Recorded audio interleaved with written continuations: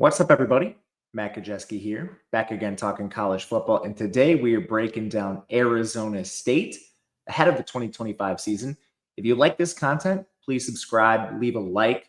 You'd be shocked at how much something that small will help a channel like this. Even a like is going to help us get in front of more viewers as we try to grow. So thank you if you've done that. I sincerely appreciate it. And it's a little early in the cycle, still May. So if I miss something on Arizona State or something changes, let me know in the comments. Always love the feedback. Appreciate it a ton as we go through these previews. We're going to continue working through the P4, get to the G5, and then eventually we'll be in season doing real game breakdowns. But let's look at Arizona and what they accomplished last year. Phenomenal season for them. Here are the efficiency metrics. They were the Big 12 champion, so they trail a little bit compared to some of the other teams that made the college football playoff, but still an excellent team, especially offensively. What they were able to get out of a group that was almost entirely transfer portal was shocking and remarkable, and they have a large core of it back. This is a team towards the top of returning production. Really, the only place they trailed a little bit, run blocking, and when you have a wizard like Cam Scadvo, you're able to overcome that. They've made some additions to hopefully improve that unit. And then receiving, some of this is injury-driven. They had Malik McClain redshirt, and Tyson got hurt at the end of the year. Defense was the bigger concern. And they actually fixed a lot of this throughout the season. This was a team that came into the year with a lot of injuries. They were banged up in camp, especially along that D line. And they returned a lot of those guys midway through the season. And obviously we saw improvement because arguably their two best games of the year were their two final games, which brings me to what Arizona State did on their path to a college football playoff appearance. Well, first of all, they hired Kenny Dillingham, just going way back. This team was in the wilderness after the Herm Edwards years. Dillingham comes in, the former OC of Oregon, Florida State before that. And just 2 years in, he brings Arizona State from 3-9 to 11-3. Their only losses last year were to Texas Tech by 8 points, Cincinnati by 10, and Texas by 8. All 10 points or less. Phenomenal season for them. However, there is a second side of this coin. They did narrowly escape defeats against Mississippi State, Texas State, Kansas, UCF, Kansas State, Utah, BYU. Those were all single-digit games that they won by, and some of them were really close. Texas State, they only won by 3. Kansas, they won by 4. UCF, they won by 4. BYU, they won by 5. However, we mentioned it. Two best games for them came in the Big 12 championship where they slaughtered Iowa State, and then a phenomenal showing that comes down to overtime against Texas in the playoff. As far as the staff, Marcus Arroyo is now in his second year as OC after he previously was the UNLV coach. This was just a vastly more efficient offense, and he's a good cast of skill position coaches around him. Hines Ward is the receiver coach. Defensive coordinator Brian Ward is back, previously the Washington State, DC, Nevada before that. The defense has shown improvement. They've been very hurt. So I guess the only question I really have is what's the ceiling for this unit if they can remain healthy with Brian Ward now in his third season? We shall see. Let's look at talent acquisition for this team, recruiting and transfer portal wise. They're outside the top 40 in recruiting, but inside the top 50, and that's pretty consistent. This team is ranked either 7th or 6th in the Big 12 each of the last 3 seasons. And I realized they were not in the Big 12 in 2023. I took their recruiting ranking and put it where it would have finished in the Big 12 to give some more context as far as what the Big 12 looked like if they had realigned earlier. But anyway, retention is great. The first real staff Dillingham, or I guess real class Dillingham had his hands all over was 24. So retaining those recruiting classes at a higher rate, it's a positive for Dillingham here.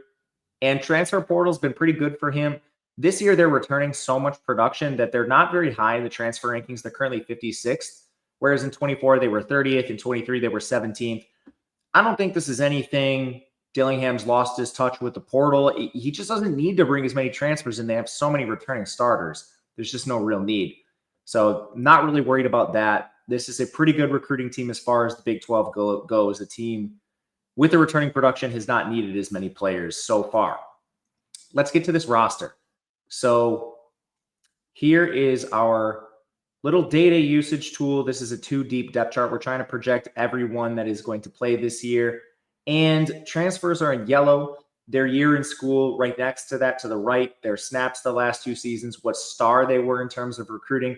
And then a value score that looks first at your recruitment, And then the more snaps you play, the less it looks at recruiting, the more it looks at on-field play to give you sort of like a Madden 0 to 100 score where most players are going to be around 50, which is supposed to be average. That brings us to Sam Leavitt, returning starting QB. He is the former Michigan State 4-star. First year starting with Arizona State, vast improvement, 62% completion percentage, 2,885 yards, 24 touchdowns, 6 interceptions, 13 big-time throws, 5 turnover-worthy plays. He's got decent size. He's 6'2", 200 pounds, rushed for 443 yards. And the biggest thing with him, it's lack of turnovers, lack of negative plays. And it's not just the 6 interceptions, 5 turnover-worthy plays. He took 19 sacks the whole year. That equates to 13% pressure to sack ratio. Because you're not taking negative plays, he finished as the 9th most efficient quarterback in college football. And let me spell this out for you a little bit. Yeah, like guys like Nussmeier Garrett Nussmeier from LSU that have the prolific passing stats, they rank at the top of these quarterback rankings. But the reason they're not so far ahead of players like Leavitt is they throw a lot of interceptions. They take more sacks. One of the reasons Arizona State's able to grind out these close games is Leavitt's not turning the ball over. He's not taking sacks. Your drives just continue and you can methodically move the ball down the field. It's a different way of playing offense, but it was successful for them last year. And that's the biggest part of Leavitt's game, the lack of negative plays. Behind him, they return Jeff Sims. Kind of is what he is at this point. He's a dual threat, former 4-star, but we know he's not the best passer. He has career 24 big-time throws, 44 turnover-worthy plays. But he's an excellent athlete, and he's big. He's 6'3", 215. A capable backup with a lot of starting experience. Your offense probably needs to change a little bit under him, just more run-heavy, but it is what it is. They also have a 4-star freshman in Cameron Dyer for the future. So quarterback position is in good hands. Perhaps the biggest question offensively is how do they replace the absolute legend, Cam Scatabo? They do have a lot of players that have at least some experience or high recruiting pedigree. Kyson Brown was the RB2 last year. He rushed for 351 yards, caught 13 passes, 6 feet, 200 pounds, pretty good efficiency metrics and explosiveness across the board. He should get the first look, but they might use a little bit more of a committee this year because they do have a pair of 4-stars returning. Raleek Brown, the former USC transfer, 5'9", 185, 5.4 career yards per carry. Only issues been injuries with Raleek Brown. Jason Brown Jr. is also a 4-star. He only played in 1 game as a freshman last year, but he's 205 pounds. He's somebody to also look at. And to fill out the depth chart, they bring in 6 feet, 215-pound Army transfer Kanye Udo. Rushed for exactly 1,111 yards and 10 touchdowns, 6.2 yards per carry. Just step it up in competition for him, so we'll see what he can do. I don't know if you're going to have one guy that fills in for Cam Scatabo, but I think there is a lot of confidence in this running back room given the blend of players of elite recruiting, and then there are some players that have some production, whether it's been in a backup role or at a lower level of competition. Wide receiver, Jordan Tyson's back. Did not finish 2024. Got hurt at the end of the season. They did not have him for the playoff, but he still managed to put up 1,101 yards, 10 touchdowns, and 75 catches. Tyson is 6'1", 195, a former Colorado transfer. Played in and out of the slot just 56% of the time he was out wide, but he posted an elite 3.04 yards per route. What an incredible number for him. Just an absolute alpha from there. No Xavier Gulleroy. Melquan Stovall's gone. But they do get back 4-star Malik McClain. He used his red shirt last year, but we saw him down the stretch, had 85 yards and a touchdown in their last 2 games. He's 6'4", 200 pounds. He's going to play the boundary, I would guess. And then they add Jalen Moss from Fresno State, Jaron Hamilton from Alabama, and Noble Johnson from Clemson. With Jared Hamilton and Noble Johnson, these are 2 former 4-stars who just struggled to get on the field with very deep teams. That's what you'll get at Alabama and Clemson. They're going to have a lot more opportunities to play here, and they're elite recruits. Moss is the opposite low-level recruit, but he played a lot at a smaller school, Fresno State. 6'1", 175, caught 103 balls for over 1,250 yards and 10 touchdowns the last 2 years. Played out wide 75% of the time. Yards per route was decent at 1.55.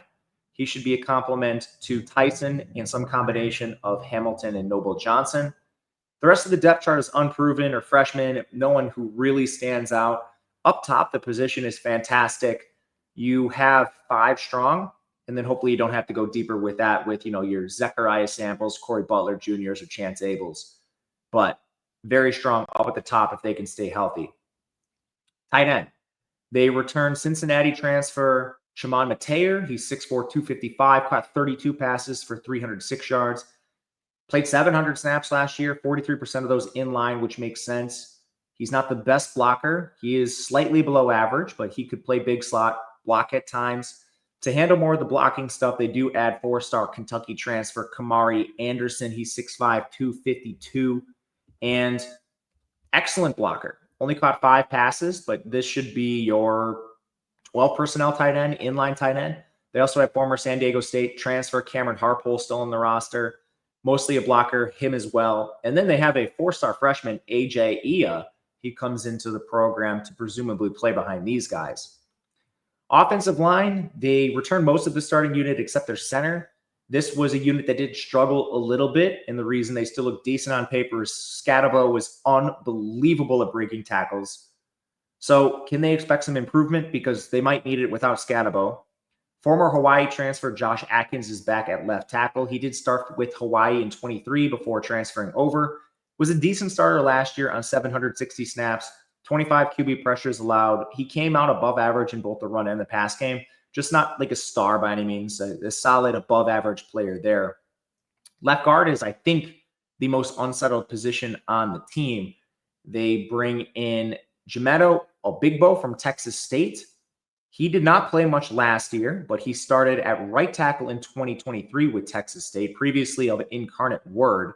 Only 4 games last year. In 2023, he allowed 25 pressures, but he was actually better as a pass blocker. He's going to see competition, though. They have former 23 starter Sean Na, who's back after anytime he's played, it's been below average. And sort of a dark horse at the position is Jalen Clem, who was robbed of his 2024 season with a medical issue. Left guard's the position I have the most questions with, but there's at least options. At center, they're actually taking one of their guards, Ben Coleman, and moving him to the center position. He's a 2-year starter with Cal, and then he immediately came to Arizona State last year and started right away. So this is now his 3rd season starting. He'll be entering year 4 of a full-time starter. 10 pressures allowed, no sacks. You could argue he's their best offensive lineman, and he's going to shore up that center spot. At right guard, Kyle Scott played 655 snaps as a first-time starter, better pass blocker. He also allowed just 10 pressures, but 1 sack. So these 2 players are probably your 2 best players on the offensive line, Coleman and Scott. And then at right tackle, former JUCO product, Max Ihanachor. I always get that name. Max Ihanachor. That's a hard one to say. Anyway, Ihanachor is back after 923 snaps last year, 21 pressures, but very good run blocker. This right side is actually very strong. I think left side is a little bit of work, primarily a guard, but this is a spot that they should be able to at least paper over with a transfer or some sort of combination of returning at least rotational player, whatever it is. They do add Xander Ruajiroli from Nebraska. He transferred in, hasn't played much. Former walk-on Makua Poole has played 63 snaps. There's not a ton of elite depth with this team, but again, they're so strong up top with all the returners that this is still going to be an offensive line. I'm expecting improvement for them year over year. On defense, they return almost their entire defense off the edge. Everyone of consequence returns. Prince Dorba's back. He began the year injured, only got up 414 snaps. Better run defender, but he still has 51 pressures over the last 2 years. Oklahoma State 4-star Clayton Smith is back after he transferred over. 589 snaps for him, another good run defender. 58 pressures the last 2 years. He led the team in pressures last year. Those are your top 2. Then you have Elijah O'Neal, 20 pressures on 489 snaps. Then you have Cincinnati transfer Justin Watley, 362 snaps, 18 pressures. He's also 270 pounds, so great run defense from him. And then they even return their deep rotational players, Roman Petrie and Albert Smith III. These are the kind of guys that are normally transferring out of a program to get more snaps. Arizona State has basically their top 6 edges back. This unit should be improved. Interior, they lose Jeff Clark, but, they return a lot here as well. CJ Fight, 295 pounds, played well in the run game last year. Pass rush lagged a little bit, but this guy is over 880 snaps the last 2 years. They also returned 329 snaps from Jacob Konaika. 261 snaps from Swanson, Zach Swanson. Kanika struggled a little bit in the run game, but that is literally just because of missed tackles. Missed 36% of his tackle attempts, did generate 10 pressures, and that was a step back for him because of the missed tackles, but you clean these up a little bit, and he's a pretty good player. Swanson's a former 4-star with Texas, played a little bit above average with ASU, and they also bolstered this unit with Michael Gardner from Oregon. This is like a homecoming for him. I know he's an Arizona kid. So he gets to come home, play with Dillingham. It's a great defensive line overall, inside and out. They should be deep enough to handle Big 12 level of play. At linebacker, they lose their best starter, Caleb McCullough, but they do return 482 snaps from former New Mexico transfer Keyshawn Elliott. Made 65 tackles, 1 interception, 1 PBU last year. Struggled a little bit in coverage with a 71% completion percentage, but a great place to start. Also returned 405 snaps from former Arkansas transfer Jordan Crook. Really good run defender, 57 tackles, also allowed a 71% completion. And it's not just that. Cyrus Fiasu comes back after he transferred in from San Diego State. 350 snaps for him last year. Has a year starting experience with SDSU. He actually came over and had better efficiency numbers. It was just a crowded linebacker room. And then like Martell Hughes played 138 snaps. Tate Romney's played a handful of snaps. They didn't add any transfers, so this is a unit they apparently feel pretty good about, which I agree with. This is a strong unit full of returning production. At corner, they basically, I guess a defensive back. The only guy they lost was their slot corner, Shamari Simmons. On the boundary, Keith Abney's back. He played 861 snaps last year. Actually a really good run defender for a corner. He was targeted a ton last year, 80 times. Allowed only 58% of those to be completed. 8 PBUs, 3 INTs. He's a decent starter. Javen Robinson's the other starter, 782 snaps, a former Washington State transfer. Another good run defender. His coverage unit, coverage numbers were actually a little bit worse than Abney, but still pretty solid overall, 58% completion percentage in his coverage on 73 targets. The only position up for grabs is the slot. They do add a couple transfers at least. Nyland Green comes in from Purdue.